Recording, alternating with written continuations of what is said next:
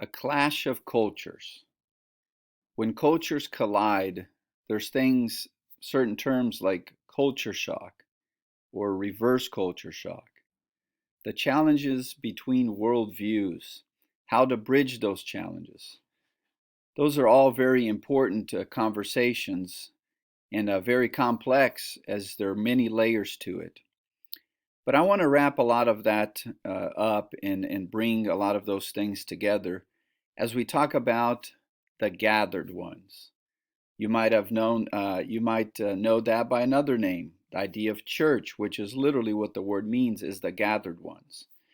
So if church is people being gathered, what are they being gathered towards, or what are they being gathered over? What is this community gathered for? What does it mean to be a community of believers? Well, let me give you a setting for the book of Acts. The book of Acts covers the spread of this movement, Christianity, the idea of the disciples of Jesus, how they go about early on spreading that new grassroots movement. Luke wrote it, Luke covered about 30 years worth of this progression, this ministry. And Luke is going to really do an important job there, has a purpose in mind to present what did it look like to be this community of believers?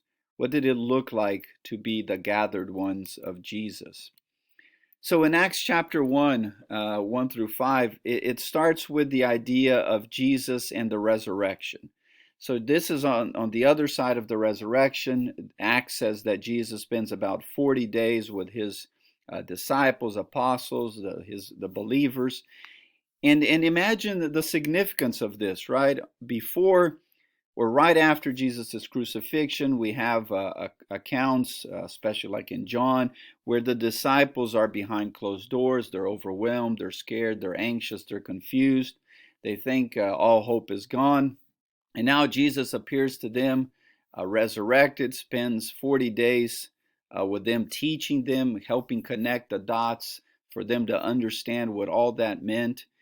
And Jesus tells them to stay in Jerusalem, where God's presence, the Holy Spirit, God's presence is going to come upon them and empower them to carry out this very important mission.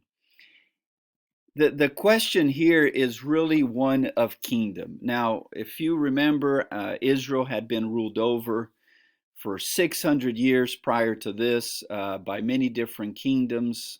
And Israel has had this long history of pain and suffering and really struggling to maintain its identity. And so the disciples on the other side of Jesus' resurrection, still very devout, patriotic Jews, and now convinced that Jesus is indeed the promised Savior, the hero that's the Hebrew Scriptures been leading towards.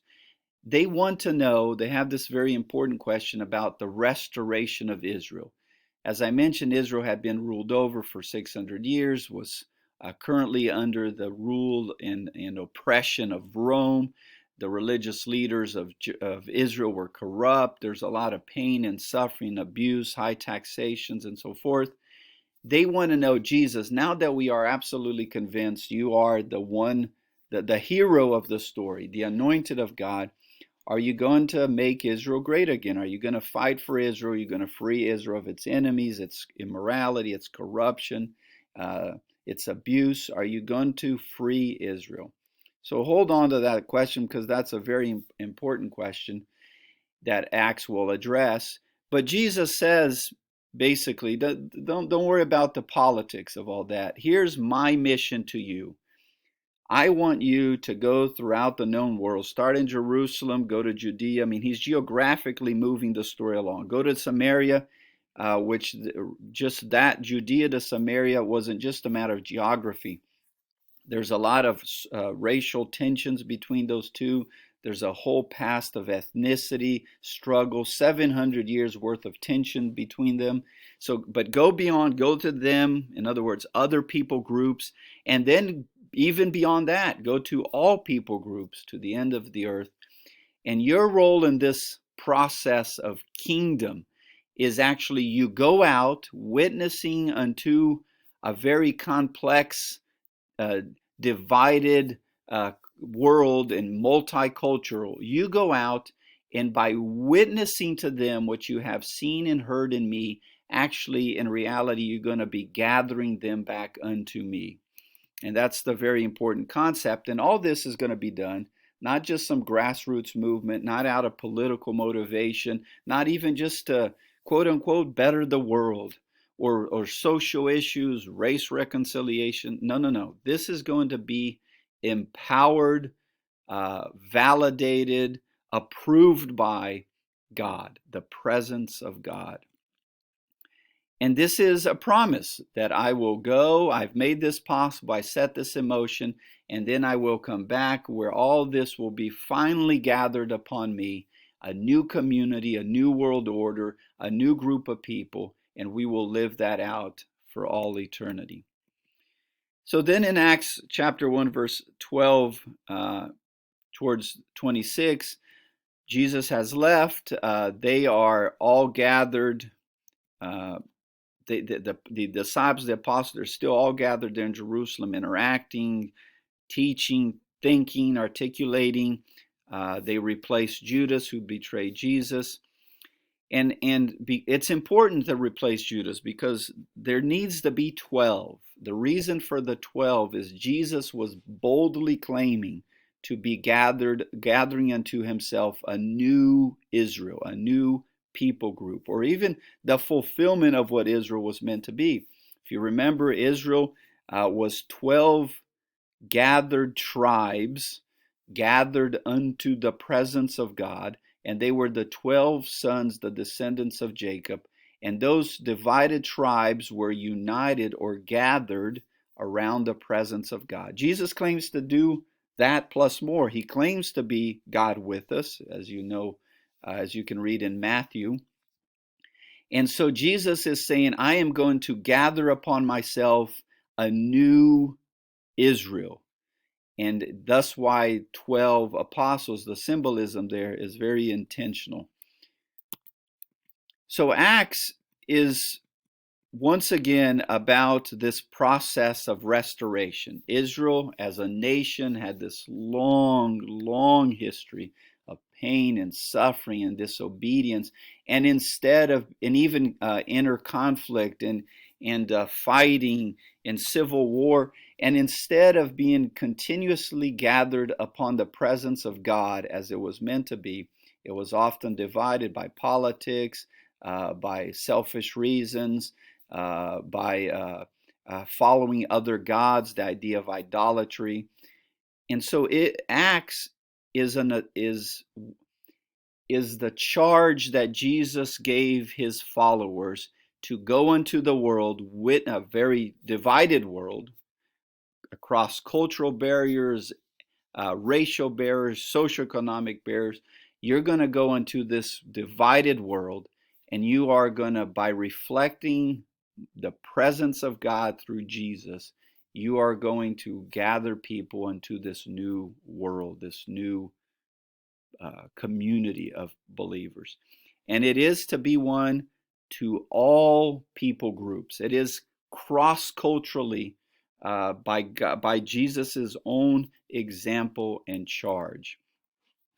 And that is very important because, once again, what Luke is doing here is comparing and contrasting with the formation of Israel as a nation and how it had been broken, how it failed to be the gathered ones, and failed to be an example unto other nations, by example calling them to come live under the presence of God. They horribly failed. So Luke here is making a compare and contrast how Moses had this very significant role in the past of being the one anointed by God to liberate the people from oppression, chaos, from the oppression of then Egypt, corruption, violence. Egypt was grinding them into the dust, and free them from that to mold them into a nation. Well, they are once again oppressed now by Rome. And Jesus, Luke says that Jesus is like Moses, but more. That Jesus was there to free the people from oppression. They would have thought, once again, politics. But Jesus was here to free us from more than the kingdom of Rome. He was to free the people from the oppression of the kingdom of darkness, evil, and re-established or called once again upon himself around the presence of God, a new people group. So there in Acts chapter 2, Jesus dies on Passover, and those all kinds of brilliant, intentional connections there. It was the Passover that God used to free Israel from the oppression, the slavery of Egypt, from the death, physical death, and to start this process of molding them into a different a people group. By the presence of God, Jesus is killed on the very celebration of that historical moment that would have happened about 1,500 years prior to Jesus. But once again, almost half of that, they have been oppressed by different nations. And so Jesus is claiming to free them, but not so much physically, spiritually free them from death and slavery and to mold them into more. Then Jesus spends 40 days plus with them. On the other side of that was the celebration of Pentecost, or the celebration of the harvest, where people would have remembered and thanked God for the fruits of the harvest. And then the symbolism of what's to happen here in chapter 2 during this celebration is also important. In Luke, the end of Luke, Luke wrote the Gospel according to Luke, and now Acts. The end of Luke, Jesus is making a promise to his disciples. I'm going to go, I'm going to suffer, it's going to seem like I'm oppressed and crushed and killed, but then there's going to be more. I'm going to be victorious. You just wait for me. I will beat death, and the presence and spirit of God will also come upon you, and then you are to go and carry this mission forward. And indeed, what's going to happen in Acts 2 is that. But let's pause that for a second. And I want to go way back into the story, all the way to the Tower of Babel there in Genesis. In Genesis, the story of the Tower of Babel is very important. Genesis 1 and 2, there's this creation story. It starts out with the presence of God, and it says that the world was this chaotic darkness, voidness. The Hebrew there is tohu vabohu, the idea of waste and wild. And it says that the Spirit, the presence of God, hovers over that and the presence of God begins to push out chaos and push out darkness and to mold it day by day into this place of delight, which is literally what Eden means. And now God has created a world to be good. It has his presence. There is humanity there to reflect upon that world, the presence of God, to witness, in a sense, upon that world what God is and what God has empowered them to be. But then we know in chapter 3, evil enters the story. Evil is crafty and lies to Adam and Eve and convinces Adam and Eve that they can create a world for themselves, where they, like God, will be able to be the ones to define tov and ra, good and evil, which is the Hebrew there, tov and ra. So they take upon that lie, and the world is now going to be an absolute mess. And then chapter 3 to chapter 11 are stories describing how that world, how chaos re-enters the world. Adam and Eve have children, Cain and Abel, then one murders the other, there's death. And then we go from there to the flood, how evil spreads like a virus. And then from the flood, the attempt of God to cleanse the world, we get back into the Tower of Babel. The Tower of Babel is important because it is symbolic of a continuous struggle that humanity has. And I want to highlight that before we return to act. So the story, the Tower of Babel, the imagery of the tower was one that the ancient people, ancient Near East would have understood. It was symbolic of certain temples of that time. So what they were creating was a temple, a religious temple, but instead to any one particular god or another, as many of the other temples would have been built, they were creating a temple unto themselves.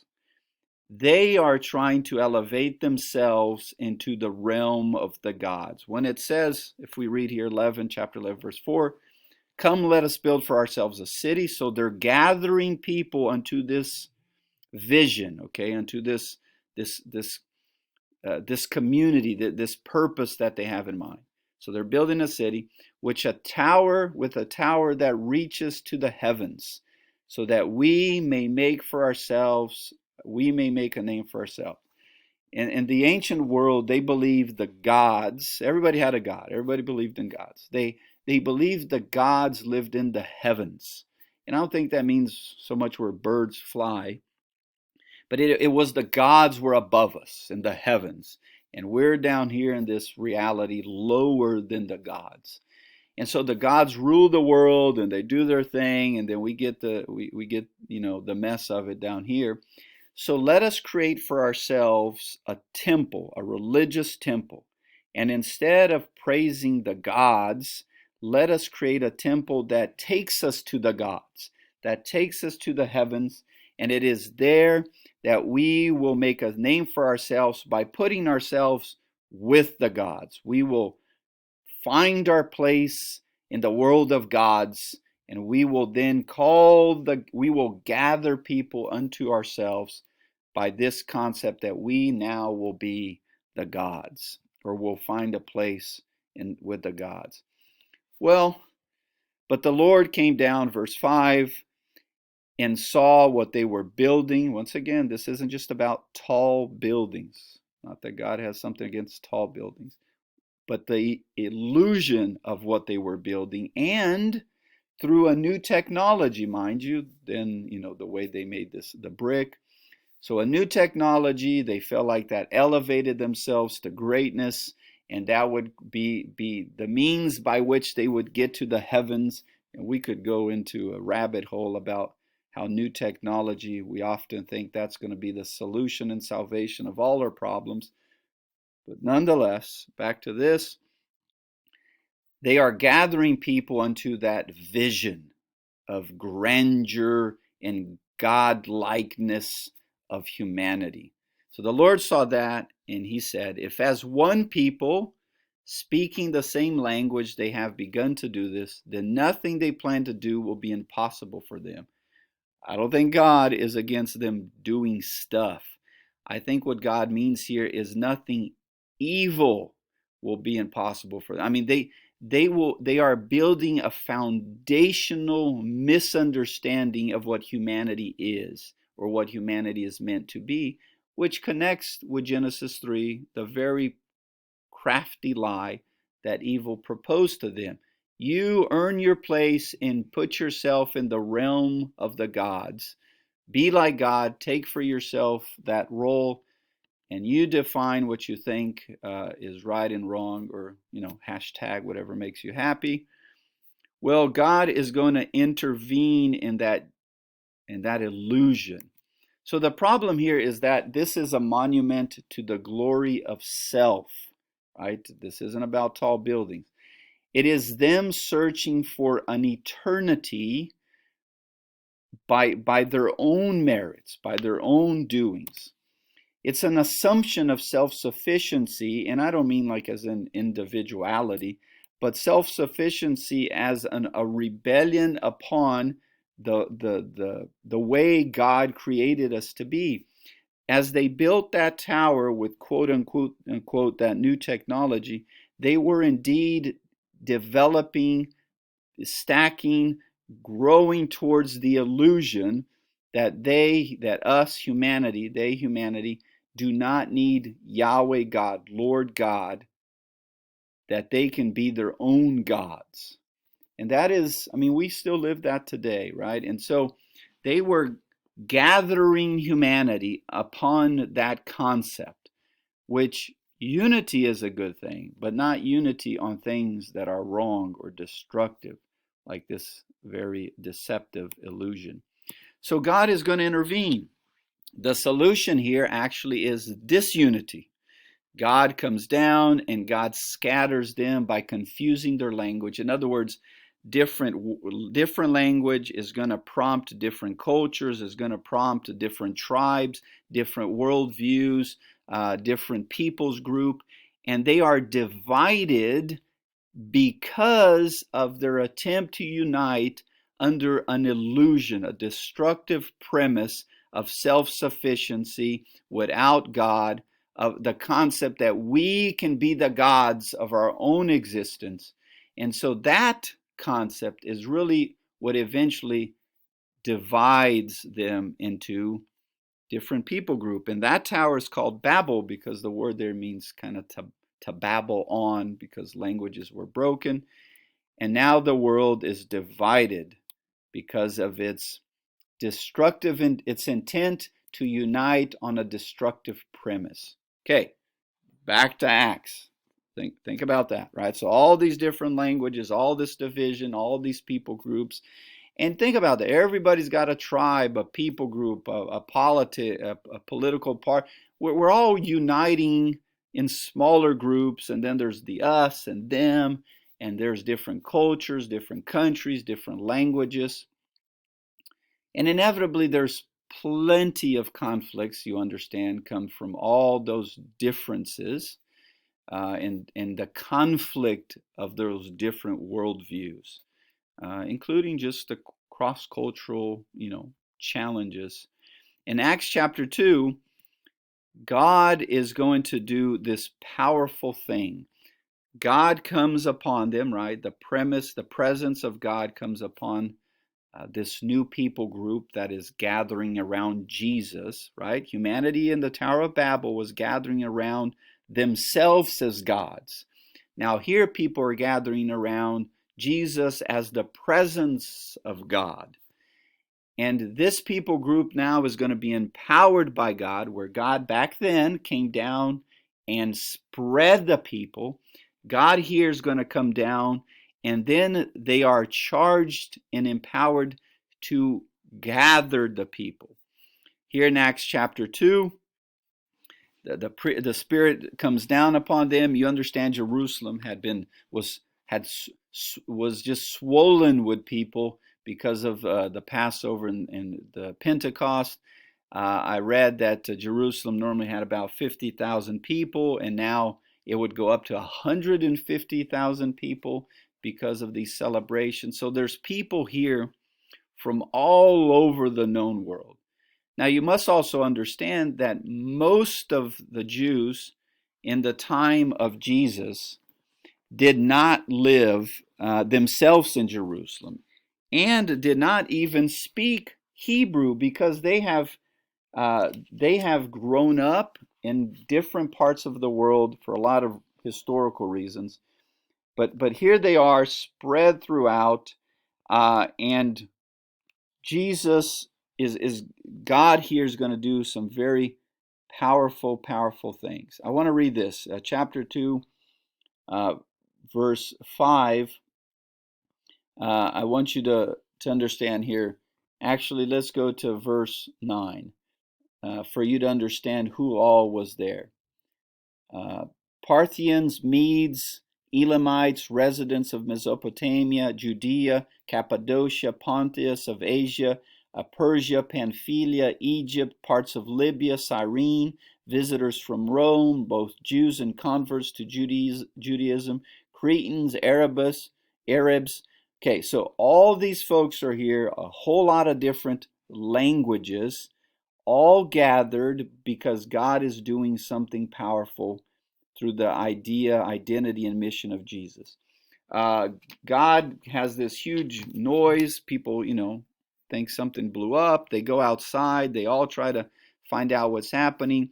Peter, through the apostles, Peter gives this message of Jesus. And it's through the apostles they are actually translating as they go, languages they do not understand. So think about this. The imagery here is a compare and contrast um, with Babel, where there, because of their evil, they were gathered around an evil intent. They were actually separated and divided through languages. Now we have all these nations, groups of people, languages, and so forth. And what God is doing here is trying to unite all these different cultures, unite all these different languages, gathered all them unto God, through God with them through Jesus. Very, very powerful imagery.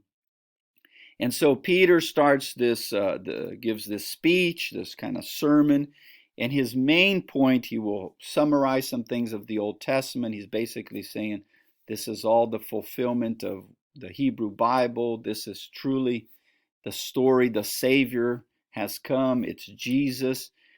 Jesus is the promise. He quotes some Old Testament prophecies, all things that would have been very, very relevant to the Jews.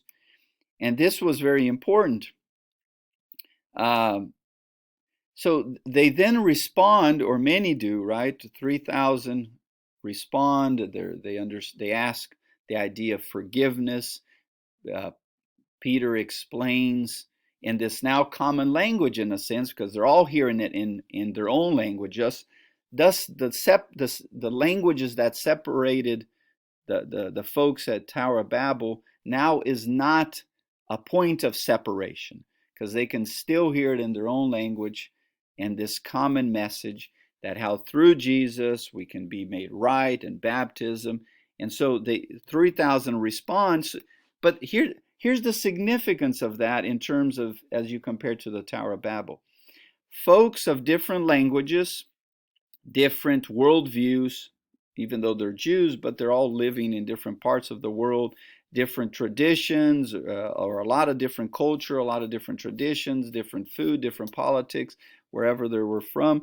All those differences, they're being able to look beyond those differences for a common gathering point, which is Jesus, the message of love and forgiveness and compassion, which is profound, right? We have so many divisions in this world, and there's often this concept or this call to, hey, let's unite, let's come together, cross-racial, break through racial barriers, socioeconomic, politics, on and on and on and on. And what noble attempts have been made, but most often failed attempts to different degrees. Well, it is Jesus that is calling his gathered one. He's gathering upon himself, in spite of the many, many differences, a people who are interested in this worldview. And what are these people gathering? Like, how are they living out as they gather? Well, it's brilliant. Chapter 1, then chapter 4, really worth reading those verses. It says that they were devoted to the apostles' teachings. In other words, they are learning more and more about the very thing that has gathered them. Jesus.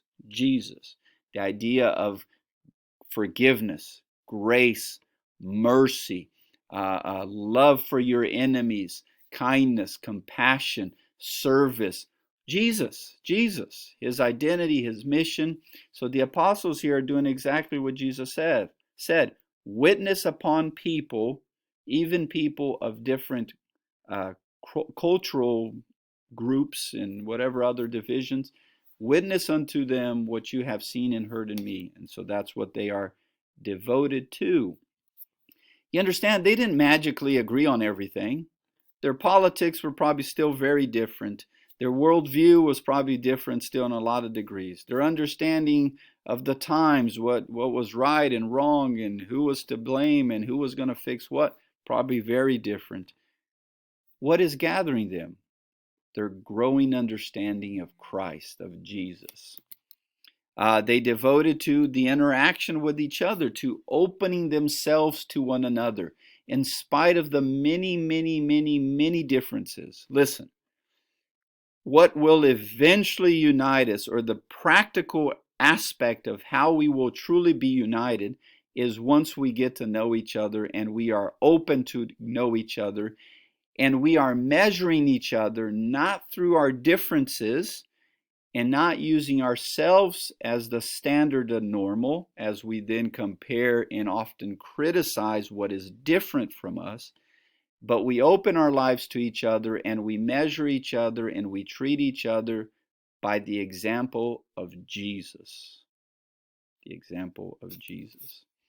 They devoted to prayer, to the realization that God is what is moving this people group, that we need the presence of God, that we need the guidance of God, that we need that God work in our hearts and minds so we can get past our biases and our struggles and our criticisms and our distorted view of each other and self and culture. They devoted themselves to unity, which is the premise of what Jesus is gathering folks upon. Babel, they were united, but united in a very destructive worldview. And it actually backfired. It divided them. Here they are united on a beautiful worldview, the presence of God through Jesus. And so they're devoted not to uniting under politics, not to somehow agreeing upon everything under the sun, but Jesus. They devoted themselves to generosity. They are not just opening their lives to each other, they're actually trying to help each other meet the needs that one another had. So people are sharing their money, their possessions, their time, their presence, their houses, and so forth. What a beautiful worldview. Why are they doing that? Is it because of politics? Because one party or another political party? No, it's because of Jesus. Because that's what Jesus, how he lived. Jesus is the generosity of God towards humanity. They were devoting to recognizing and elevating, not like the Tower of Babel, themselves, but here, God. Tower of Babel was an attempt to elevate humanity. Here is an attempt to recognize the importance of God and praising and elevating God's role in our lives. Very compare and contrast difference with the Tower of Babel. The favor of God in all the people. Okay, of course God is showing favor towards them because that's exactly the storyline of God moving and God trying to gather upon himself a people group that will live this out. But it also says they had the favor of people, of other people. What a brilliant concept, folks. It's uniting people under love, kindness, compassion, in spite of the differences, the politics, the culture, the race, whatever other messes out there. It's uniting people under generosity and the elevation of not each other in our own cultures, but the elevation of God's presence in our lives. Generosity, helping each other, being kind and compassionate and so forth. What a beautiful worldview. What a beautiful worldview. And as a consequence, it says that the kingdom grew. In other words, more and more people were gathered. They were interested, impressed, inspired, thus gathered to this worldview. Quote unquote, church. Quote unquote, church. The gathered ones. So this community of believers, right? What are some lessons here that we can apply as we have talked about these gathered ones, right? Well, the first question there is really about problems, and then what lessons can we learn? Well, a few things. I think unity today is a necessity. How many things can we come up with that divide us? I mean, the list might be endless, right? Some of the big ones, like I said, politics, the haves, the have-nots, the sporting events, race, my people, my tribe, your tribe, I'm better, you're better, many, many things. They were devoted to unity. Once again, not on any one of these specific things that actually divide us, as the Tower of Babel illustrates. They united people under a very premise that was indeed divisive. What we need to unite under is Jesus, right? They were devoted to learning. When was the last time And I just asked this broadly. What was the last time you actually took the time to read the Gospels, to learn more about Jesus? If we're going to reflect Jesus, if we're going to call ourselves the gathered ones of Jesus, right, quote unquote Christ Church, and any other version of that name, don't we need to know about Jesus? Well, of course we do. Of course we do. They were devoted to each other. You want to break barriers? Get to know other folks. Why are you going to get to know other folks? Because that's what Jesus wants us to do. We're being gathered upon this call to open our lives to one another. Folks that might have a different politics than you, a different worldview than you, a different race than you, different, whatever, different culture than you. Open your lives and connect in a relational way with people that are quote unquote different than you. Be devoted to prayer. Be devoted to continuously asking God to play this powerful, important role in your life as you now try to live this new community, this new view of humanity. It's not an easy process. How many biases and anxieties and struggles and blind spots do we all have? Well, pray. Devoted to generosity and charity, I think the gathered ones of Jesus should always be known by their generosity, their kindness, their compassion. Be it whatever the needs, we need to be the front line of that. And constantly elevating God, not self, not humanity, not my own culture, not my own tribe, not my own politics, not my own worldview. God's role in this community is what we need to elevate. And then witnessing this world about this Jesus, about Jesus to this worldview, right? And this worldview to the world. We need to witness about Jesus to the world, which is what God has called us through Jesus, and that's how Acts begins. French writer and philosopher and historian Voltaire was, a staunch atheist, really not a fan, right?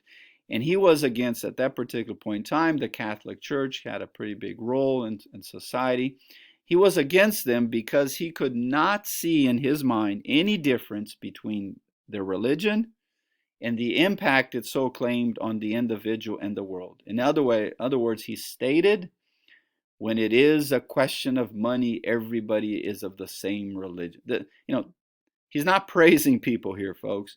He is making the claim that often religion has no discernible impact in individuals and definitely in the world around us. How sad. How sad. What a daunting statement. Because that is definitely not what Christ has called this community to be.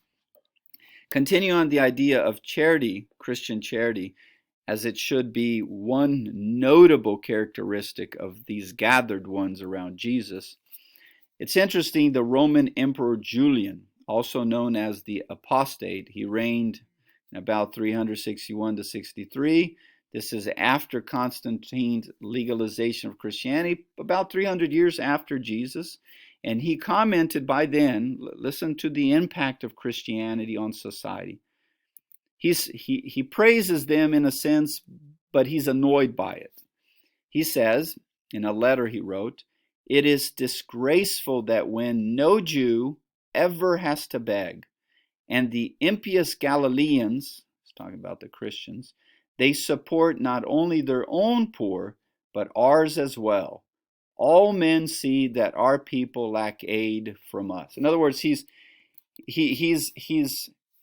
praising them, but he's annoyed because it made the Roman Empire look bad.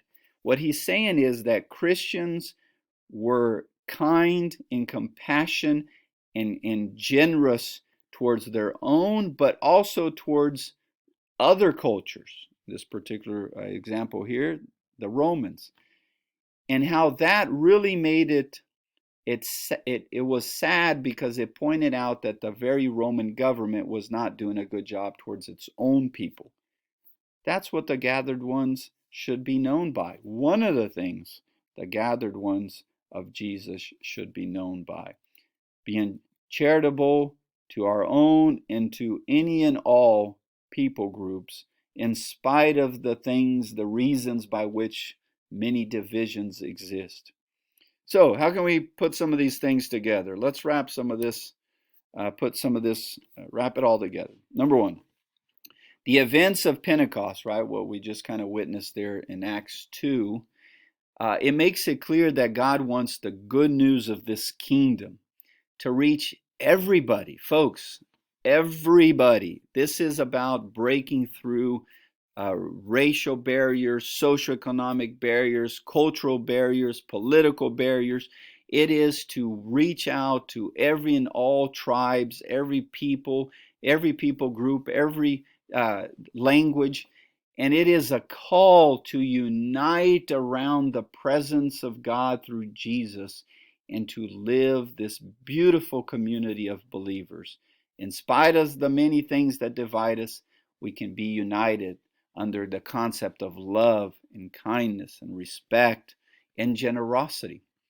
Number two, God chose to restore his kingdom, his people, not through politics or armies, which, you can read the Hebrew Bible and there's plenty of an attempts through those means. And ever since, right? One people group fight against the other people group and somebody kills somebody that bombs somebody and we go from there. Okay, no, not this attempt. This attempt is by the presence of God. It is through kindness, love, compassion, and on and on and on. It is not by politics. It is not by military might. It is not by the sword, violence, physical violence, or verbal violence, as often is the case on social media. Number three, in a world of politics and kingdoms, influence is gained through power, right? We know one nation is more powerful over another, often through, the growth of commerce and economic power and military might. But in the kingdom of heaven, the powerless are actually the powerful. You can be a nobody, quote unquote, as society would measure. You could have no political power, no followers on social media, no job. You can be homeless. You can be the nobody of a society. If you have the presence of God and you live and you try to exemplify and be a witness upon the world by what you have seen and heard in Jesus, you are powerful. You are in God's powerful, mighty plan to restore humanity. It's brilliant.